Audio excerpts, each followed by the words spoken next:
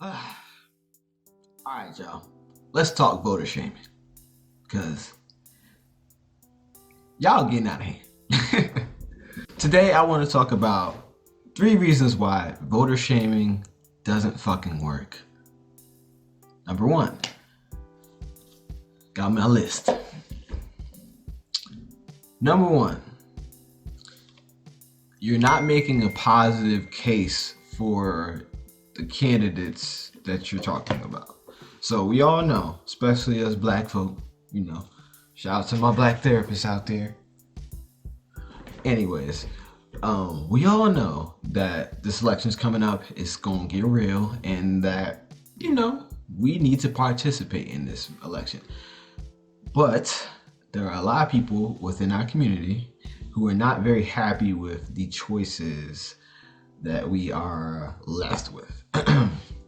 A lot of us aren't. So, for y'all who don't know, but you should know, we are on the Democratic side, at least, having to choose between President Joe Biden and VP Kamala Harris.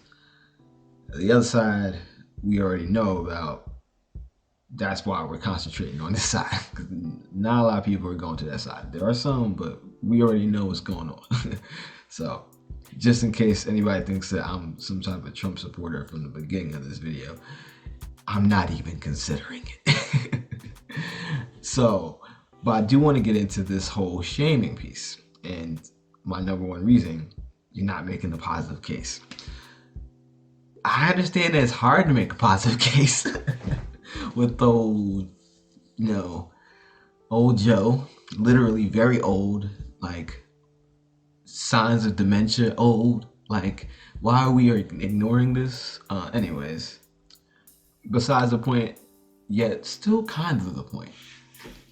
The reason why I think a lot of people are very apprehensive about voting for Joe and Kamala is because of their records, and yeah, Joe's not looking good.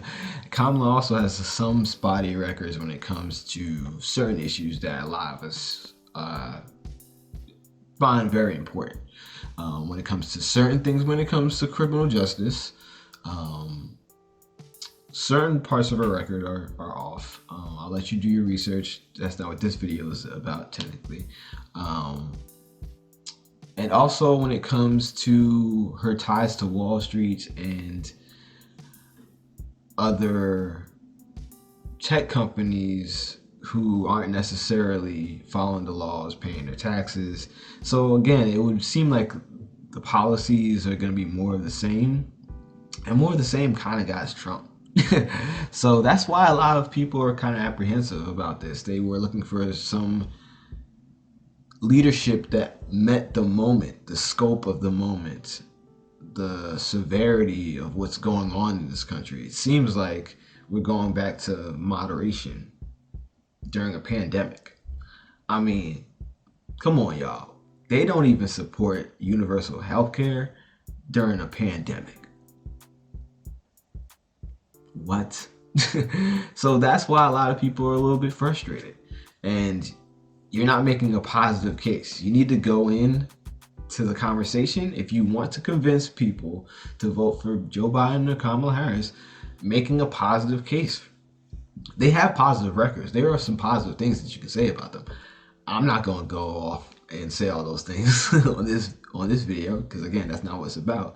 But if you ride for them, ride for them. Make the case for them. Don't make the negative case. We already know that Trump is bad. We already see what's going on. Anybody who's on the fence about them sees all of this. Nothing more that you say about Trump is going to make them feel like, oh, okay, well, that's the reason why I got to vote now. It's just not going to happen. You have to make a positive case for Kamala Harris and Joe Biden. I like saying that way better than saying Joe Biden and Kamala Harris. Just saying. But I'm not riding for them either. Anyways, number 2 reason why voter shaming just doesn't work, people. You're not looking to understand why someone who is a little apprehensive about voting is apprehensive about voting for Kamala and Joe Biden. This is really crucial. If you're not someone who's able to see the other person's side of the story and understand why, then you're coming from it a disadvantaged point when it comes to trying to convince somebody. Let me give you an example. I know some people who have gotten COVID-19, and there's some people I know, not very close to me, but maybe like a few people removed from me, or maybe I know somebody who knows somebody who have died from it. So it's like COVID-19 has been taken very seriously. So if you go from that person's perspective, they might think that healthcare, follow me, is extremely important to them. I know other friends who have had other conditions such as cancer and have died from that, or just regular ailments, but because they didn't have health insurance or anything else like that, they died or had to be in serious medical debt because of that. Which is why a lot of people were pushing for Medicare for all. Now we're in the middle of a pandemic, and the Democrats are saying that this guy Trump is an existential threat to the planet, to the democracy, to everything. And it's like, we need to do everything that we can to prevent him from becoming president again.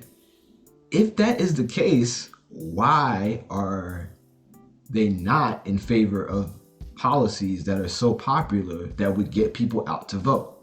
Now you see how that perspective from somebody whose family might have died, or friends or people who might have suffered from ailments and didn't have health insurance, could hit them deeper than you just saying, well, a vote for not voting for Kamala Harris and Joe is a vote for Trump.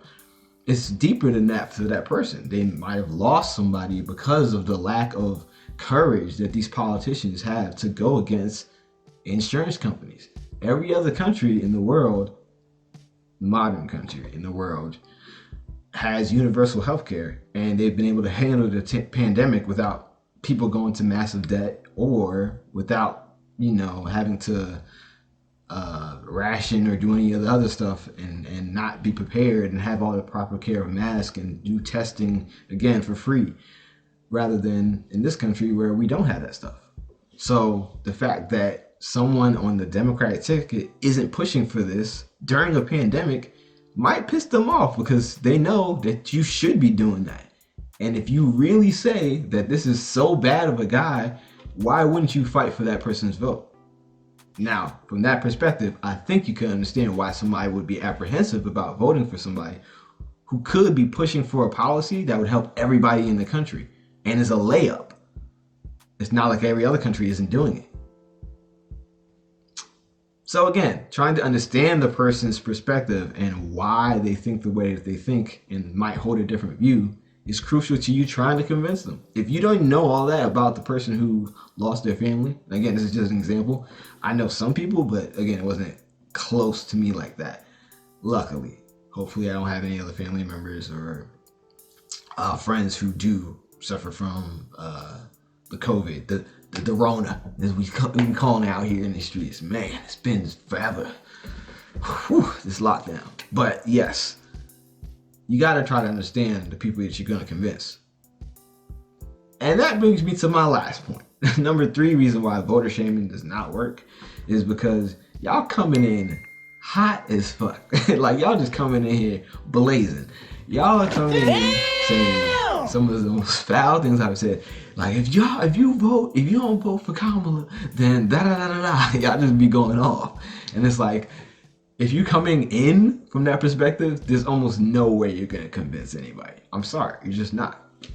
You have to be able to try to understand where they're coming from, going to the number 2 reason, and then just being able to have an approach of at least somewhat of a salesman or something. Like, you have to, if you truly want to get people out to vote, and that's your purpose, and it's not just to get your feelings off on IG and on Facebook and on Twitter, obviously. Whew, Twitter, man, y'all really get y'all feelings off on Twitter.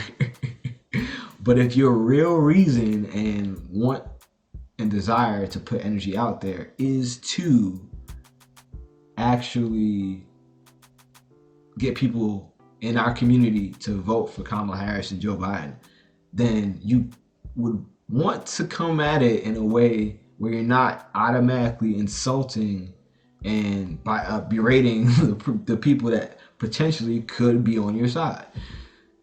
It just doesn't make any sense. When somebody talks crazy to you, how do you normally react?